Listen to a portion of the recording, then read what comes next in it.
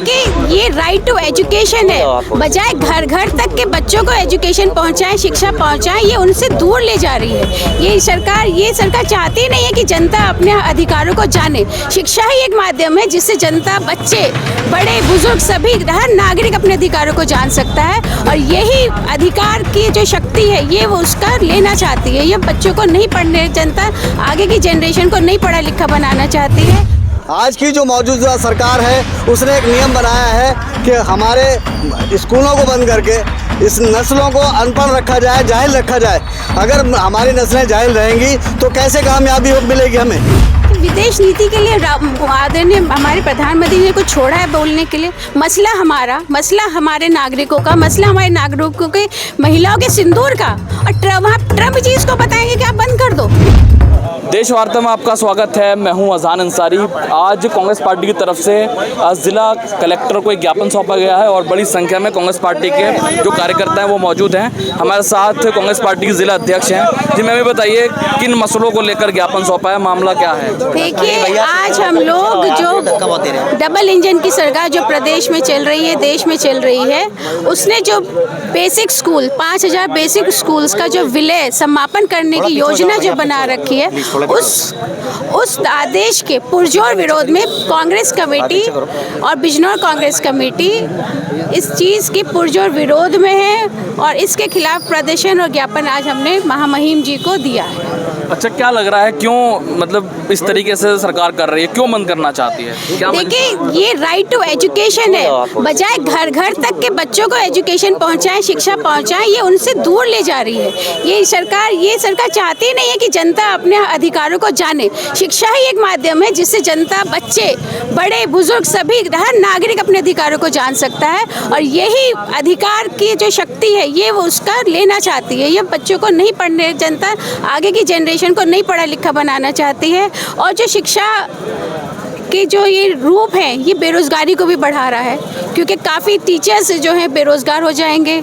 जो एक जैसे जो मिड डे मील चलती है उसके बारे में भी सभी जानते हैं, मिड डे मील में जो रसोइया काम कर रहा है उसका काम ख़त्म हो जाएगा। तो ये जो कमर तोड़ महंगाई चली रही है उसमें अगर हम अपनी बेसिक ज़रूरतें भी पूरा नहीं कर पा रहे हैं, जो शिक्षा एक अधिकार है, लोकतांत्रिक अधिकार है, तो उसका पुरजोर विरोध करना चाहती है, क्योंकि ये देश के हित में नहीं है। जिस तरीके से हम देख रहे हैं, भारतीय जनता पार्टी की जब से सरकार बनी है तमाम मसले ऐसे हैं कि लोग सड़कों पर हैं। तो क्या लग रहा है इसका जवाब अब बिहार में चुनाव भी होंगे, उसके बाद यूपी में भी होंगे, क्या लग रहा है कि विरोध अब बीजेपी का हो रहा है? पुरजोर विरोध हो रहा है, पुरजोर विरोध हो रहा है। जनता एक त्रस्त है बीजेपी सरकार से। आप देखिए कि केवल राष्ट्र में नहीं, अंतर्राष्ट्रीय स्तर पे भी भारत की क्या स्थिति हो गई है। तो इस बार जनता इस बीजेपी सरकार को सबक सिखा के रहेगी। केवल सांप्रदायिक ताकतों को बढ़ा के सरकार नहीं चल सकती है।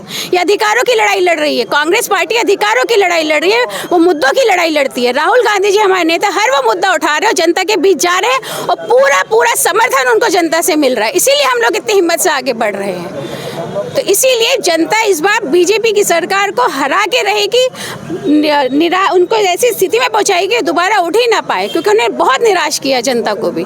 तो जनता जब जवाब देने पे आती है तो ऐसे ही जवाब देगी जैसे राहुल गांधी जी उनकी आवाज़ सुन के आगे बढ़ रहे हैं। जिस तरीके से पीएम मोदी की अगर बात करें तो तमाम मसलों को लेकर वो इस तरीके से रिएक्ट करते नजर आते हैं कि देश में खुशहाली है, सब कुछ ठीक है, और विदेश नीति की बात की जाती है। विदेश नीति का अभी देखा गया पहलगाम वाले मसले में ट्रंप की एंट्री हो जाती है और एक फ़ोन पे युद्ध रोक दिया जाता है। क्या लग रहा है, कैसी विदेश नीति को लेकर क्या कहेंगे आप? कि विदेश नीति के लिए आदरणीय हमारे प्रधानमंत्री ने कुछ छोड़ा है बोलने के लिए। मसला हमारे नागरिकों का, मसला हमारे नागरिकों के, महिलाओं के सिंदूर का, और ट्रम्प जी इसको बताएंगे कि आप बंद कर दो। ये तो कभी हुआ ही नहीं है। इसीलिए इंदिरा गांधी जी, हमारी आदरणीय इंदिरा गांधी जी को आज भी याद किया जा रहा है कि जब वो प्रधानमंत्री थी तो कैसे उन्होंने किसी भी भारी ताकत को घुसने तक नहीं दिया था। No interference from outer world to India. Pakistan की लड़ाई हम लड़ रहे हैं, हमारी सेना लड़ रही है, पुरजोर उसको जवाब दे रही थी। सीज फायर का तो मतलब ही नहीं होता, 2 दिन और लड़ लेते, पाकिस्तान भी हमारे कदमों में होता। चलिए, बहुत शुक्रिया। हमारे साथ बातचीत कर रही थी जिला अध्यक्ष हैं कांग्रेस पार्टी की, और भी लोग हैं, मैं बातचीत करूँगा। जी भाई साहब बताइए, जी इधर आ जाइए।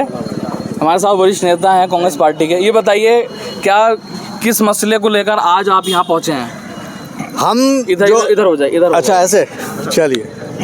हमारा मकसद है हिंदुस्तान की जो हमारी नई नस्लें हैं वो पढ़ लिख कर कामयाब बने और इस भारत को कामयाब बनाएं।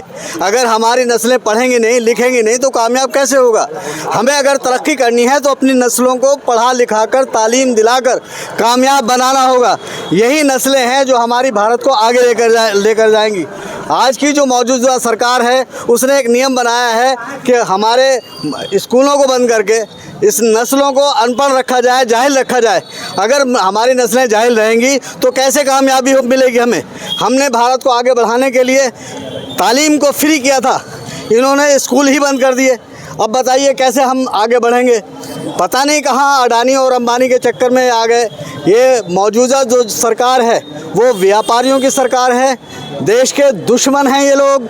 इन्होंने कभी नहीं चाहा कि हमारा देश तरक्की करे। इन्होंने सिर्फ सत्ता हासिल करने के लिए हिंदू मुस्लिम के अलावा इनके पास कोई मुद्दा नहीं है, कोई मुद्दा नहीं है, कोई मुद्दा नहीं। देखिए मेरे साथ नगर अध्यक्ष हुमायूं बेग भी हैं।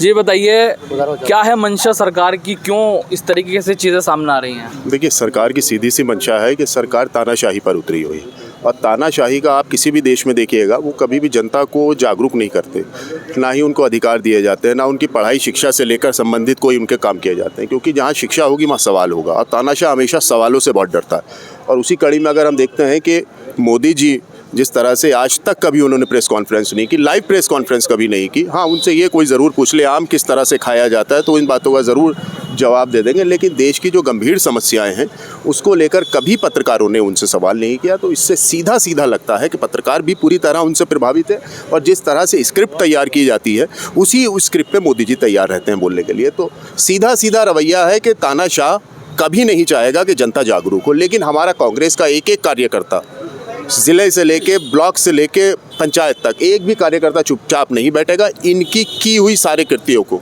जनता विरोधी इन्होंने जितने भी कार्य किए हैं सबको देश में बताएगा और पूरे पूरे क्षेत्र में जाकर लोगों को बताएगा।